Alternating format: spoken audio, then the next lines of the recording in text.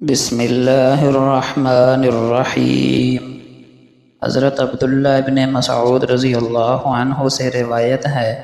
کہ نبی کریم صلی اللہ علیہ وسلم نے فرمایا،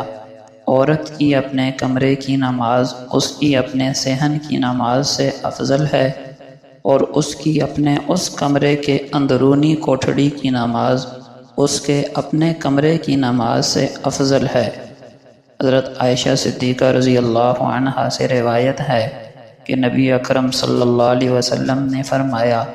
وہ نماز جس کے لیے مسواک کی جائے اس نماز کے مقابلے میں جو بلا مسواک کے پڑھ لی جائے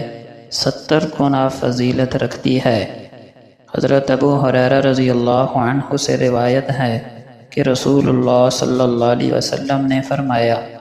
اپنے گھروں کو مقبرے نہ بنا لو، یعنی جس طرح قبرستان میں مردے ذکر و تلاوت نہیں کرتے اور اس کی وجہ سے قبرستان کی فضا ذکر و تلاوت کے انوار و آثار سے خالی رہتی ہے، تم اس طرح اپنے گھروں کو نہ بنا لو، بلکہ گھروں کو ذکر و تلاوت سے آباد رکھا کرو، اور جس گھر میں خاص کر سورہ بقرہ پڑھی جائے اس گھر میں شیطان نہیں آ سکتا۔ حضرت ابو ہریرہ رضی اللہ عنہ سے روایت ہے کہ نبی اکرم صلی اللہ علیہ وسلم نے فرمایا، جس شخص کا ایمان اللہ اور روز قیامت پر ہو اسے چاہیے کہ وہ اچھی بات کہے یا پھر اسے خاموش رہنا چاہیے، اور جس شخص کا ایمان اللہ اور روز قیامت پر ہو اسے چاہیے کہ اپنے ہمسائے کی عزت کرے، اور جس شخص کا ایمان اللہ اور روز قیامت پر ہو اسے چاہیے کہ اپنے مہمان کا اکرام کرے۔ حضرت عبداللہ ابن عمر رضی اللہ عنہما سے روایت ہے کہ رسول اللہ صلی اللہ علیہ وسلم نے فرمایا، جو شخص اپنے مسلمان بھائی کے عیب ڈھونڈتا ہے اللہ تعالیٰ اس کے عیوب پکڑتا ہے، اور اللہ تعالیٰ جس کے عیوب پکڑتا ہے تو پھر اسے رسوا و ذلیل کر دیتا ہے، اگرچہ وہ اپنے گھر کے اندر ہو۔ حضرت ابو ہریرہ رضی اللہ عنہ سے روایت ہے کہ نبی اکرم صلی اللہ علیہ وسلم نے فرمایا، اللہ تعالیٰ کے بعض ایمان والے بندوں اور ایمان والی بندیوں پر اللہ تعالیٰ کی طرف سے مصائب اور حوادث آتے رہتے ہیں، کبھی اس کی جان پر، کبھی اس کے مال پر، کبھی اس کی اولاد پر، اور اس کے نتیجے میں اس کے گناہ جھڑتے رہتے ہیں یہاں تک کہ مرنے کے بعد وہ اللہ کے حضور میں اس حال میں پہنچتا ہے کہ اس کا ایک گناہ بھی باقی نہیں رہتا۔ رسول اللہ صلی اللہ علیہ وسلم نے فرمایا، اے علی، 3 چیزوں میں کبھی تاخیر نہ کرنا، نماز میں جب اس کا وقت ہو جائے، جنازے میں جب وہ تیار ہو جائے، بے نکاح عورت کے نکاح میں جب تمہیں اس کے جوڑ کا رشتہ مل جائے۔ آپ صلی اللہ علیہ وسلم کا فرمان ہے، تم سفید لباس پہننے کا اہتمام کرو، زندہ لوگ بھی اسے پہنیں اور اپنے مردوں کو بھی اسی میں کفن دو، کیونکہ یہ تمہارے بہترین لباس میں سے ہے۔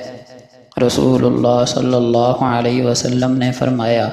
جو اپنے گھر سے وضو کر کے فرض نماز کے لیے نکلے تو اس کا ثواب احرام باندھنے والے حاجی کی طرح ہے۔ نبی کریم صلی اللہ علیہ وسلم نے فرمایا، تم میں سب سے بہتر وہ ہے جس سے خیر کی امید ہو اور شر سے امن ہو، اور تم میں سب سے بدتر وہ ہے جس سے خیر کی توقع نہ ہو اور اس کے شر سے امن نہ ہو۔ حضرت ابو ہریرہ رضی اللہ عنہ سے روایت ہے کہ رسول اللہ صلی اللہ علیہ وسلم نے فرمایا، مومن ایک سوراخ سے 2 بار نہیں ڈسا جاتا، یعنی ایک ہی معاملے میں 2 بار ایک ہی جگہ سے دھوکہ کھانا مومن کی شان کے خلاف ہے۔ ہر معاملے میں ہر وقت حکمت و دانائی پیش نظر رہنی چاہیے۔ حضرت ابو ہریرہ رضی اللہ عنہ بیان کرتے ہیں کہ نبی اکرم صلی اللہ علیہ وسلم نے ایک آدمی کو دیکھا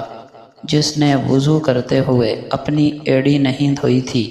یعنی اس کی ایڑی خشک تھی، تو آپ نے فرمایا، ان ایڑیوں کے لیے آگ کا عذاب ہے۔ نبی اکرم صلی اللہ علیہ وسلم کا فرمان ہے، جس نے اللہ کے علاوہ کسی اور کے نام کی قسم کھائی تو اس نے شرک کیا۔ آپ صلی اللہ علیہ وسلم نے فرمایا، خبردار، یقیناً اللہ پاک تمہیں منع کرتا ہے کہ تم اپنے باپ دادوں کی قسم کھاؤ، پس اگر کسی کو قسم کھانی ہی ہے تو اللہ کی قسم کھائے ورنہ چپ رہے۔ آپ صلی اللہ علیہ وسلم نے فرمایا، اچھی اور میٹھی بات بھی ایک صدقہ ہے، یعنی نیکی کی ایک قسم ہے جس پر بندہ اجر کا مستحق ہوتا ہے۔ حضرت انس رضی اللہ عنہ نے فرمایا، جب اللہ بندے کو کوئی نعمت دیتا ہے اور بندہ الحمدللہ کہتا ہے تو بندے نے جو شکر ادا کیا وہ ملنے والی نعمت سے افضل ہوتا ہے۔ آپ صلی اللہ علیہ وسلم نے فرمایا، جو عورت بغیر کسی مجبوری کے اپنے خاوند سے طلاق کا مطالبہ کرے اس پر جنت کی خوشبو حرام ہے۔ نبی کریم صلی اللہ علیہ وسلم کا فرمان ہے، اچھے مسلمان کی پہچان یہ ہے کہ وہ فضول باتوں کو چھوڑ دیتا ہے۔ دین تو خیر خواہی کا نام ہے۔ تمہارا اپنے بھائی سے مسکرا کر ملنا بھی صدقہ ہے۔ جس شخص نے اپنی تمام سوچوں کا مرکز و محور آخرت کو بنا لیا تو دنیا کے تمام مصائب کے بارے میں اللہ اس کو کافی ہو جائے گا۔ کسی نیک کام کو حقیر نہ سمجھو، چاہے اپنے بھائی سے خندہ پیشانی سے ملاقات ہی کیوں نہ ہو۔ وہ انسان کیا ہی بد نصیب ہے جس کے دل میں خدا نے انسانوں پر رحم کرنے کی عادت پیدا نہیں کی۔ اللہ کے نزدیک سب سے زیادہ ناپسندیدہ شخص وہ ہے جو سخت جھگڑالو ہو۔ سلام کو خوب پھیلاؤ تاکہ تم بلند ہو جاؤ۔